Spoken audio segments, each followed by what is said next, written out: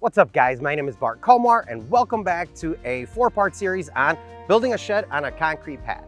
This one's going to be all about this pad and weighing the pros and cons of doing it yourself versus a contractor. I got a couple of quotes from a contractor before I started this, and we're going to compare my numbers to theirs and see what we come up with. Then we're going to talk about the time and the quality that you actually get from a professional versus doing it yourself. And hopefully that will help you guys determine whether or not you want to take on something like this. So let's head over to the office and crunch some numbers. Welcome to the Komar Project.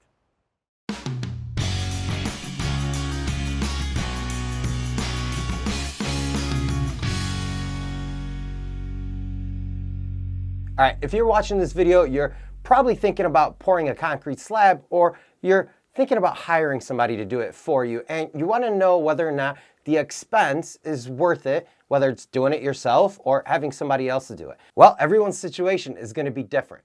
There's a lot of factors that play into it: where you live, your finances, your skill level, and how much you value your time.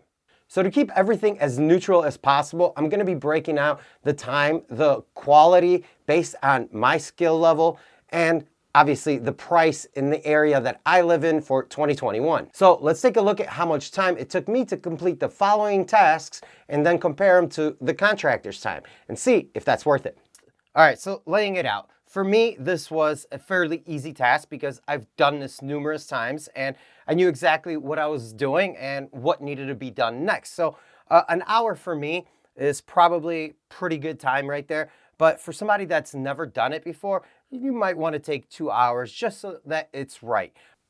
But the next step is ground preparation. And for me, it took 12 hours. This is a fairly labor-intensive process. You want to make sure you get this right so you have a good substrate to pour your concrete over. So you want to compact that ground and you want to make sure that it's all done right. So 12 hours for me, and then we're ready for gravel. I ordered a dump truck that was able to drive into the backyard and dump the gravel right where I could spread it. But this still took about 6 hours to move around and get it just right over the entire pad.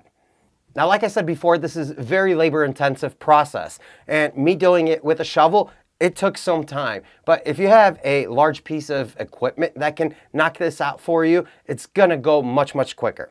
Next, we have the form installation, and that took me about 5 hours because my pad is fairly large. A 24-foot span is large, and I needed to screw some 2x4s together. So that took a little bit of time squaring everything out and making sure that it's all staked down and leveled and pitched properly. So taking a little bit more time here will ensure that your pad is right and ready for reinforcement. I chose to install 1/2-inch rebar, which consisted of cutting some of the rebar and then wiring it all together. But if you go with a 6x6 wire mesh, this is going to save you a little bit of time. But for me, it took me 3 hours. All right, so for the pour, I ordered a concrete truck with 4,000 PSI concrete that showed up at 2 p.m. on a Friday. And I enlisted the help of my friend Grant to help me do this process because you can't do this by yourself. Something this large, you definitely need a second person, if not a third. But if you have something small, you possibly could do it by yourself. And since Grant was able to help me, we were able to knock this down in 4 hours. We were done by 6 p.m. and I'm figuring 4 hours per person, so 8 hours on the chart. And finally, the next day, I was able to cut the control joints and remove the forms within 4 hours, for a total of 39 hours. Now, you may be thinking to yourself that that's it. That's how long it takes to prepare and pour a 12x24 pad. But that couldn't be the furthest thing from the truth. You also have time that it takes to plan everything, to clean up after yourself, to make the store runs, and to watch a YouTube video. That time is not free. It takes away from your daily life, whether it's sitting on the couch watching a TV show or taking your kids to the park. Those hours spent preparing things and doing miscellaneous things, that time matters. So I ended up adding another 10 hours to the list for a total of 49 hours. Now that, you can give or take 10 hours this way or 10 hours that way. It's still gonna take a relatively long time. And in total, it took me 2 weeks. What did you just say? Now, you might be also asking yourself, why did it take this guy 2 weeks? Well, that's because you can't plan for everything. You're going to have a truck that shows up late and you've been sitting there for 3 hours waiting for it. You're battling the weather. You may skip 2-3 days because it's raining outside or some other factor that falls into your life that you can't control that is going to dictate how long this is going to take. So in total, it took me a little bit over 2 weeks. But for the purpose of this video, it took me 49 hours so that we can actually compare apples to apples, right? Now, I ended up getting 3 different quotes from 3 different contractors that all said that they will be able to complete this job within 1 10-hour day. And that is very feasible for a construction crew or a concrete crew that does this on a regular basis. You have to understand that they do it every single day. They have a system that they flow through. The process of something that takes me about 6 hours by myself because I got to run over there, run over here, hold this, hold that. A crew of 4 or 5 guys can come in and do the same exact work within 30 minutes. And if you're someone that is looking for this pad to be done very quickly because you're building a shed or for whatever other reason you have going on, you might want to consider a contractor. If you're someone that enjoys the work, that wants to take pride in it, maybe learn something, then you do consider doing something like this. But there is a very big time difference. So 1 day versus 2 weeks. All right, next thing we're going to take a look at is quality, because if you're taking on a job like this yourself, quality may be an issue that you run in with down the road, like I did. So let's talk about that.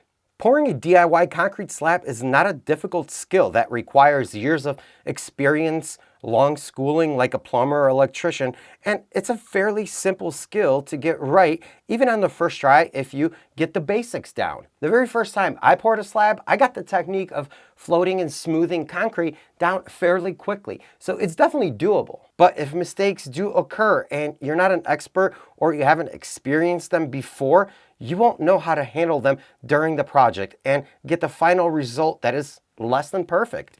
This is what happened to my 12x24 pad. I assumed that pouring a large pad would be the same as pouring a small one, and we ran into issues that a qualified contractor would not have to deal with when getting a perfect product. For instance, because I did not address the process and timing correctly during the pour, I ran into time constraints to put an edge on for my slab, and a few other less than perfect areas showed up after the curing process. Qualified contractor, someone that is vetted and you've seen their work, you don't have to worry about that. And even if something does happen that you're not happy with, you can always ask the contractor to fix it before the last payment. Hey there. So, it's been 24 hours. Got my money? Oh, you know what? Just give me till next Friday. I'll have it for you. Oh. But if you're doing this by yourself, you don't have that option. You're either stuck fixing it yourself if you know how, or you end up living with it like most people do. Now for me, sometimes mistakes are easier to live with if they're mine, especially if I took the time to do something, a new project, a new skill that I've learned, and it didn't come out exactly 100% perfect. I can live with that. But if a contractor comes in and does the same thing and has that same issue, that's going to be a problem, right? So it's those things that you have to consider when you're talking about quality. Can you live with an issue or not? If you can't, then you definitely probably want to hire a contractor. If you can live with an imperfect section of your slab, then maybe you could do it yourself. So that's a question that only you can answer. All right, so we've covered how long it takes to do this. We've talked about the quality issues that may come up doing it yourself, and you still want to do it by yourself. You want to DIY this slab. Let's talk about the money, how much money I spent, and compare it to how much I would have to pay a contractor. But before we get into those, we actually need to discuss tools, because there are specific tools that you're going to need to have for this job. And I'm assuming that if you're attempting a DIY concrete slab, then you have some DIY experience and you do own a few DIY tools like a tape measure, a shovel, a hammer, things like that. So we're only going to concentrate for the purpose of this video on specific concrete tools. Let's take a look at those. So for some of the basic tools, you're going to need a concrete edger, a concrete float, you're going to need a plate compactor, compact your ground and your gravel, and a bull float. And some of these tools you don't have to buy, you can actually rent them. But in total, I came out with $176 for the basic concrete tools. Now that we have the cost of our specialty tools lined out, we need to look at our consumables. That's going to be your spray paint, your layout line, screws, things of that nature. I came up with $90 for a total of all the miscellaneous consumables. Next, we can add the big numbers to our list. That's going to be our lumber at $139. Our gravel was $540. That was delivered to my backyard and dumped. And finally, 4 cubic yards of concrete cost me $644.61, which means that I spent $1,753.61 all in. So now that we know my cost, let's take a look and see what a contractor would have charged me if I would have taken that route. Now, I did get 3 different quotes from 3 reputable contractors in my area. I did vet them prior to this, and all of them came in fairly close to each other, so I know that the numbers are relatively accurate for my area. Now, if you guys live in New York, your prices may be much, much higher. But then again, if you live in a rural area, those prices might be even lower. So it depends on where you live and what time of year you're doing it, whether the contractor has a lot of work lined up or not. There's a lot of factors that come into play. But for the purpose of this video, we're sticking to these 3, and let's see what they came up with. The first contractor came in at $4,700. The second contractor came in at $4,150. And the last contractor came in at $4,800 even.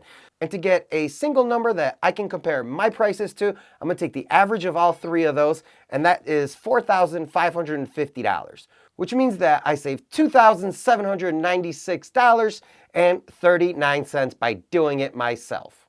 So the big question is it worth doing it yourself or hiring a contractor?